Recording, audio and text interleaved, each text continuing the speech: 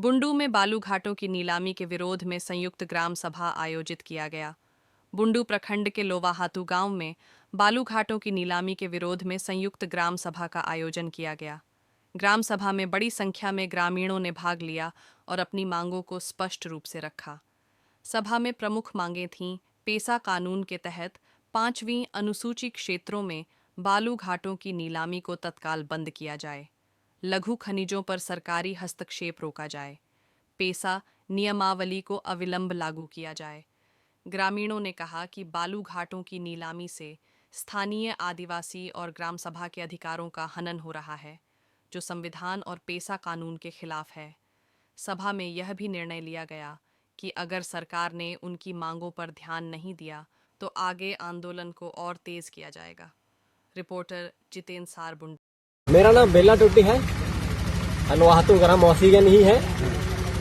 आज हम लोग का बैठक का यहाँ का मूल उद्देश्य यह था कि सरकार जो है हमारे बालू घाट का टेंडर कर रही है और ये बालू जो है अपना स्वामित्व का है। यहाँ का ग्रामवासी निजी अपना स्वामित्व मानता है, अभी से नहीं तो पूर्व से अपना स्वामित्व के अंदर आता है। इसी में बालू सरकार का कोई अधिकार नहीं। ये चीज को लेकर के आज हम लोग आक्रोश लगे हुए हैं। हम लोग पूरा इसका विरोध करने के लिए, इसको उनका नीलामी को रद्द करने के लिए हम लोग पूरा संयुक्त ग्राम सभा लगाए हैं। तो आगे की क्या आप लोगों के कार्यक्रम रहेगी? आगे हम लोग का रणनीति यही रहेगा कि हाईकोर्ट जब सरकार को जब रोक लगाई है बालू नीलामी का, तो हाईकोर्ट को हम लोग जरूर सपोर्ट करेंगे। ग्राम सभा की ओर से उनको शक्ति देंगे और अगर इस चीज पर नहीं मानती है, हमारा विरोध पर नहीं मानती है, तो हम सड़क पर उतर आएंगे या धरना लगाएंगे या उपायुक्त के वहाँ हम लोग जुलूस करेंगे। नियम कानून यहाँ हमारे राजीव गांधी फुटकाटी क्षेत्र है, 5वीं अनुसूची क्षेत्र है, पेशा कानून है। इस पेशा कानून को जो 1996 में बना है, इसको अभी तक लागू भी नहीं किया है और यहाँ के बालू घाटों को नीलामी करने का काम कर रहे हैं और ग्राम सभा के जो अधिकार है इसको ये वंचित रख रहे हैं।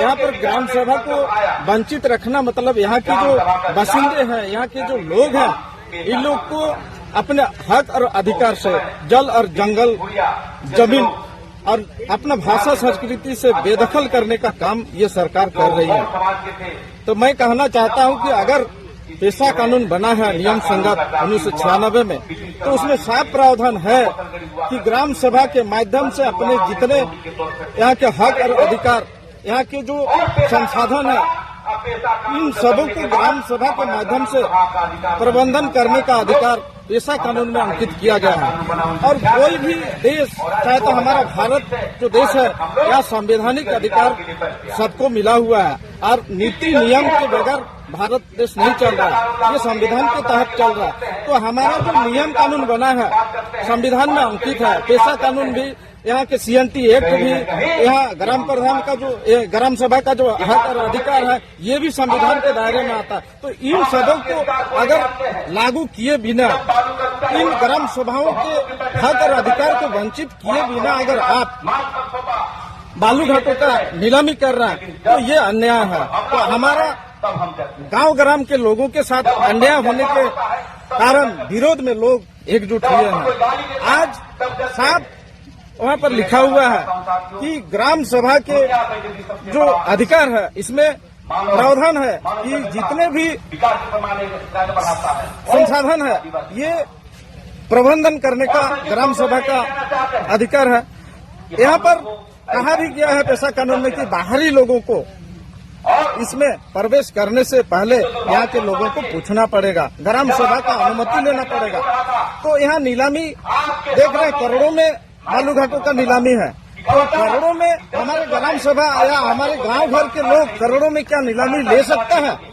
स्वाभाविक है कि सरकार ये नीलामी के माध्यम से बाहर के लोगों को इसमें इंक्लूड करने का काम कर रही है और हमारे जो लोग हैं, इन लोग को विस्थापन करने का, हमारा जो लोग हैं इनको अपने संपत्तियों से, अपने संसाधनों से बेदखल करने का काम करती है। पंचायत अधिनियम के तहत यहाँ पर पेशा कानून जो बना है कि यहाँ के आदिवासियों का, यहाँ के मूल वासियों का, यहाँ के मूल निवासियों का, यहाँ के ग्राम सभाओं का, यहाँ के लोगों का हक और अधिकार को बचाया जा सके, इसीलिए पेशा कानून भी लागू किया गया है, बनाया गया है।